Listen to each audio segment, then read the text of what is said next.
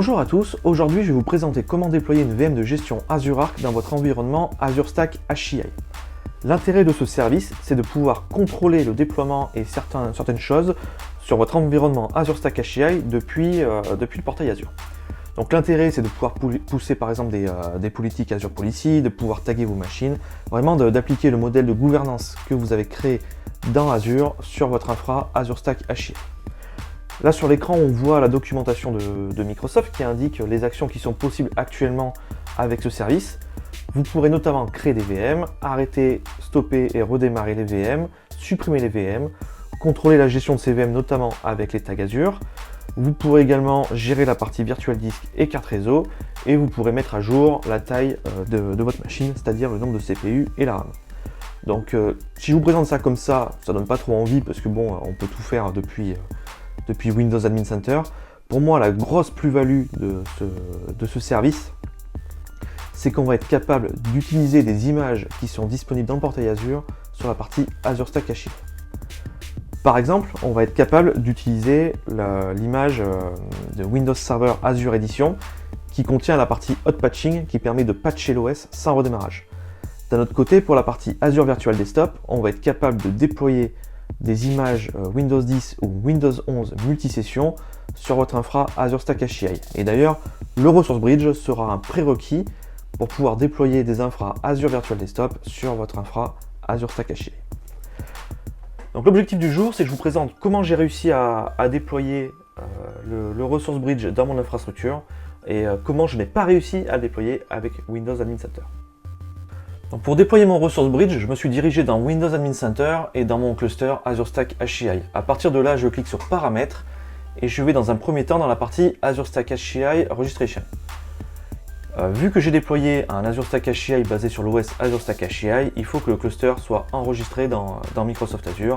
Et ce qu'on voit ici, c'est que le cluster est bien enregistré. Ensuite, je me redirige vers la partie Resource Bridge pour pouvoir donc déployer cette machine dans mon cluster. Donc la méthode recommandée, c'est de passer par Windows Admin Center parce que tout le déploiement est fait de manière automatique. Donc je clique sur Setup et ensuite je vais avoir donc tous les prérequis qui sont nécessaires au déploiement de la plateforme. Parmi les prérequis, on va avoir donc qu'il faut un cluster Azure Stack HCI disponible, qu'il faut évidemment un switch virtuel avec une connexion Internet, il faut au moins 30 Go de mémoire pour exécuter la VM, un disque de 1 Tera pour le CSV, même si j'ai pas vu pourquoi il y a besoin d'autant d'espace, et il faut que votre cluster Azure Stack HCI soit enregistré avec Microsoft Azure. Il faudra également un plan d'adressage IP disponible pour l'appliance, ou alors un scope DHCP disponible également pour cette appliance. Ensuite, vous tapez donc le mot de passe administrateur de votre cluster, il va vérifier l'état du mot de passe et est-ce qu'il est correct, et à partir de là, il va analyser les prérequis. Les prérequis s'affichent et en plus il me demande d'installer les commandes Azure sur les différents nœuds de mon cluster Azure Stack HCI. Donc parmi les prérequis, il va vérifier que j'ai assez d'espace, que j'ai assez de mémoire, que j'ai assez de CPU, que je suis bien connecté à Azure et choses comme ça. Et c'est ce qu'on retrouvera dans la partie review de System Checks. Si on déroule la partie donc System Checks, on va voir tous les prérequis qu'a analysé le Windows Admin Center pour vérifier que l'appliance peut bien être déployée sur mon cluster Azure Stack HCI. Donc il vérifie par exemple est-ce qu'il y a des virtual switch qui sont disponibles, est-ce qu'il y a assez de mémoire, est-ce qu'il faut installer des rôles et des fonctionnalités complémentaires, est-ce qu'il faut ouvrir des flux de firewall, des choses comme ça. Ensuite vous pouvez cliquer sur Next pour vérifier l'état du CRED SSP, si c'est activé, vous pouvez continuer la configuration. Ensuite nous tombons sur la configuration donc, du Resource Bridge, il faut donner un nom à l'appliance. Il faut choisir un volume, un switch sur lequel sera connecté l'appliance, est-ce qu'on utilise des VLAN ou non. Ensuite, il faut configurer les IP pour le Cloud Agent et le Control Plane. Grosso modo, le Cloud Agent va servir à avoir une IP pour le service Microsoft On-Premise Cloud qui permet en fait de piloter les machines virtuelles sur le cluster Azure Stack HCI, tandis que l'IP Control Plane IP permet d'avoir une IP pour le Load Balancer à l'intérieur de l'appliance. Si vous choisissez DHCP, normalement il n'y a pas besoin de spécifier l'adresse IP pour le Cloud Agent IP, mais je me suis rendu compte que derrière en fait non, il fallait quand même spécifier une IP malgré ce qu'indique le Windows Admin Center. Vous pouvez évidemment configurer tout ça de manière statique, c'est-à-dire pour les services qui sont à l'intérieur de l'appliance. Moi, pour les besoins de mon lab, je l'ai configuré en DHCP. Ensuite, vous choisissez donc l'abonnement où vous voulez héberger le service dans Microsoft Azure, le resource group et dans quelle région vous voulez héberger tout ça. Vous cliquez sur Next et vous aurez un résumé de tout le déploiement qu'il y aura depuis Windows Admin Center pour votre Resource Bridge. Donc vous retrouvez la configuration que vous avez saisie, le nom de l'appliance, les IP, les numéros de VLAN et les choses comme ça. Ensuite, vous allez cliquer sur Apply et il va préparer l'environnement Microsoft Azure à la réception de la partie Resource Bridge. Donc il va activer certains providers pour le fonctionnement de Resource Bridge qui sont encore en preview. Il va créer un credential, donc un service principal name pour les communications et pour les autorisations entre le Resource Bridge et Azure. Et donc tous ces prérequis vont être déployés durant ce process. Ensuite, vous cliquez sur Next pour lancer le déploiement du Resource Bridge sur votre cluster Azure Stack HCI et à partir de là, tout est censé se faire de manière automatique. Sauf que patatras, moi ça n'a jamais fonctionné avec l'Admin Center, j'ai toujours eu des erreurs et j'ai passé un long moment à trouver les logs et à débugger pourquoi il y avait des erreurs. Et j'ai terminé par faire le déploiement en PowerShell parce que j'avais toutes les informations nécessaires pour faire ce déploiement et ça a marché du premier coup. Bon, suite à ces divers dysfonctionnements, ce que j'ai fait, c'est que je suis parti sur la documentation de Microsoft pour le déploiement du Resource Bridge. Et donc, comme vous pouvez le voir, la méthode recommandée est Windows Admin Center. Et actuellement, franchement, j'ai pas été transcendé par le déploiement du Resource Bridge via Windows Admin Center. J'ai eu pas mal de bugs au niveau de l'interface et surtout, il y a des champs qu'il faut remplir qui ne sont pas indiqués qu'il faut remplir. Et si on ne le fait pas, on a des erreurs qui sont derrière. En plus, les logs ne sont vraiment pas bavards depuis Windows Admin Center. Donc pour le moment, moi, le recommandé, je le mettrai sur la partie Command Line. Donc quoi qu'il en soit, ce qui est bien, c'est qu'on peut déployer le Resource Bridge en ligne de commande.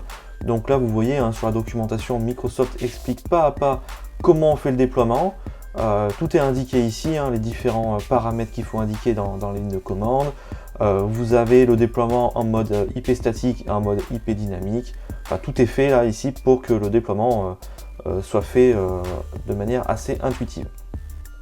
Ce qui est intéressant de le faire en mode PowerShell également, c'est que les logs sont assez parlants lorsqu'on a des erreurs, au contraire de la partie Admin Center. Donc j'ai suivi ce process, j'ai suivi la doc de manière bête et méchante. J'ai juste changé les variables pour que ça corresponde à mon environnement. Et à la fin, du coup, mon appliance a été déployé et tout a fonctionné. Donc je vais vous montrer les paramètres que j'ai mis en place de mon côté. Donc là, je me suis connecté sur mon nœud numéro 1 de mon cluster Azure Stack HCI. Et donc on retrouve l'ensemble des commandes qui étaient indiquées dans la documentation ainsi que les variables. Donc grosso modo, qu'est-ce que j'ai fait? J'ai spécifié le nom du switch, j'ai spécifié l'adresse IP du control plane, j'ai spécifié le volume où sera hébergé le Resource Bridge, j'ai spécifié l'IP du Cloud Service IP. Petite information qui ne devait pas être spécifiée dans Windows Admin Center mais qu'on doit faire en ligne de commande, c'est spécifier le nom du serveur DNS, enfin pas le nom, l'IP du serveur DNS. Et enfin, avec ces arguments, vous pouvez lancer les commandes comme c'est indiqué sur la documentation de Microsoft. Donc d'abord, j'ai lancé la commande setMockConfig qui permet de paramétrer l'agent Microsoft On-Premise Cloud. Donc c'est cet agent qui va permettre à Azure de pouvoir piloter les machines qui sont sur l'Azure Stack HCI. Donc cet agent sera déployé dans le cluster. Ensuite, vous avez l'installation du service. Ensuite, vous avez d'autres variables comme le nom du resource group où sera hébergé les services dans Azure, l'ID de la subscription, l'emplacement géographique et le nom de votre emplacement personnalisé dans Azure. Parce que vous savez, dans Azure, quand vous déployez un service, vous avez Ouest Europe, France centrale, France Sud, etc. Et quand on va déployer des services sur la partie Azure Stack HCI, on pourra sélectionner un emplacement personnalisé qui ici s'appellera AZHCI. À partir de là, le nom de la ressource dans Azure s'appellera quelque chose ArcBridge, donc certainement le nom du cluster ArcBridge. Ça va créer un répertoire dans le volume CSV1, ici, dans le volume 1. Et donc, on va localiser la configuration pour le déploiement dans ce volume 1. Et donc, on va lancer la commande new arc HCI config files qui va permettre de créer la configuration pour l'appliance. À partir de là, on déploie l'appliance en mode validate, prepare, deploy, comme on a l'habitude de le voir quand on commence à faire du DevOps, et on s'appuie sur un fichier YAML qui détient toute la configuration, parce que derrière ça va être du Kubernetes dans l'appliance. Ces fichiers de conf seront importés via la commande new arc HCI config file que vous trouverez ici. À partir de là, l'appliance est créée. Ensuite, il faut installer des extensions sur le cluster, donc c'est ce qui est fait ici. Et enfin, on va créer l'emplacement géographique dans Azure pour l'Azure Stack HCI que vous êtes en train de configurer. Enfin, les dernières commandes, c'est le fait de pouvoir créer un virtual network. On va le voir après par l'interface graphique. Mais grosso modo, vous allez projeter un switch virtuel en virtual network. De cette façon-là, ce switch virtuel apparaîtra en virtual network dans le portail Azure. Et c'est ce qu'on va faire avec ces commandes qui sont situées ici. Une fois que j'avais lancé tout ça, tout a fonctionné. Et donc, ce que je vous propose, c'est de voir le résultat de toutes ces commandes. Je me suis connecté à l'ancienne interface de gestion de cluster Azure Stack HCI au travers donc, de Failover Cluster Manager. Et comme vous pouvez le voir, il y a une VM qui a été déployée qui est la VM Resource Bridge. Donc c'est avec un nom qui n'est pas très parlant, je trouve ça un peu dommage qu'ils aient mis un nom générique. Mais bon, cette VM contient la partie Kubernetes qui permet de piloter la partie Resource Bridge. On a aussi un service générique qui contient le MOC Cloud Agent. MOC c'est pour Microsoft On-Premise Cloud. C'est ce qui permet en fait de gérer les VM sur le cluster Azure Stack HCI depuis Microsoft Azure. Comme vous pouvez le voir, l'IP qui est spécifié ici, c'est l'IP qu'on a spécifié durant le déploiement, l'IP du Cloud Agent. Comme vous pouvez le voir ici, donc on a différentes ressources qui se sont déployées. Première ressource qu'on peut voir, évidemment, c'est le cluster Azure Stack HCI qui est indépendant de ce qu'on a déployé jusqu'à présent. Ça, c'est l'empreinte du cluster Azure Stack HCI dans Microsoft Azure. Ce qui s'est déployé en revanche, c'est le Resource Bridge ici. Donc on a une empreinte du Resource Bridge dans Microsoft Azure. On a l'emplacement géographique personnalisé qui est disponible également ici. Et bon, ça sera pour un prochain live, une prochaine démonstration que je ferai sur la chaîne. Mais on peut voir qu'il y a des VM que j'ai déployées depuis le portail pour des essais, depuis Microsoft Azure, sur Azure Stack HCI. Et c'est pour ça qu'on a une VM qui s'appelle MyVM. C'est une VM que j'ai déployée depuis Microsoft Azure vers Azure Stack HCI. Si je clique sur mon Resource Bridge ici, on va avoir donc l'emplacement géographique personnalisé qui s'appelle donc AZHCI et vous en aurez un différent pour chacun des clusters Azure Stack HCI que vous aurez. Si je reviens un petit peu en arrière, on peut voir la partie Azure Stack HCI ici et donc dedans on va retrouver le fait de pouvoir déployer des hosts Azure Virtual Desktop sur l'on-premise, donc tout est prêt, j'ai plus qu'à cliquer sur Deploy, ou alors des machines Azure Auto Manage directement sur mon cluster Azure Stack HCI et avec des images qui sont normalement disponibles uniquement depuis Microsoft Azure comme les images Azure Edition. Si je vais sur la partie Virtual Network ici, on va retrouver donc le réseau virtuel, donc c'est la dernière étape de configuration qu'il faut mettre en place, on va le voir juste après, pour projeter un switch virtuel sur Microsoft Azure. Et donc à partir de là, on pourra pousser des images et on pourra pousser des machines virtuelles sur Azure Stack HCI depuis le portail Azure. Mais ceci fera l'objet d'une prochaine vidéo via un live certainement avec Jean-Sébastien. Donc dernière étape, on va basculer sur Windows Admin Center. Donc sur Windows Admin Center que vous retrouvez ici, on a une partie Azure Arc VM Setup for Azure Stack HCI et ici, comme vous pouvez le voir, il y a la partie Virtual Network. Donc ça, tout à l'heure, on l'avait vu en PowerShell. C'était 2 ou 3 lignes de commande pour projeter le switch virtuel en Virtual Network. Vous pouvez le faire en interface graphique ici. Tout ce que vous avez à faire, c'est cliquer sur Add Virtual Network ici. Vous spécifiez le nom et vous choisissez le Virtual Switch que vous voulez projeter. À partir de là, ce Virtual Switch va être vu en tant que Virtual Network dans le portail Azure. Et donc, lorsqu'on créera des machines virtuelles, on pourra sélectionner ce Virtual Network pour le déploiement des machines virtuelles. En conclusion, je trouve que le Resource Bridge est une belle solution, c'est une belle avancée de la part de Microsoft.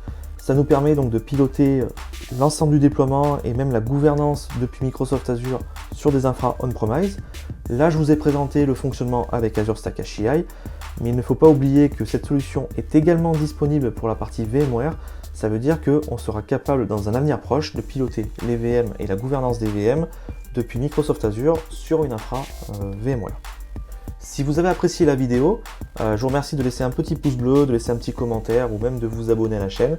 Cela nous aide grandement pour référencer la chaîne YouTube. Et d'ici là, je vous dis à très bientôt.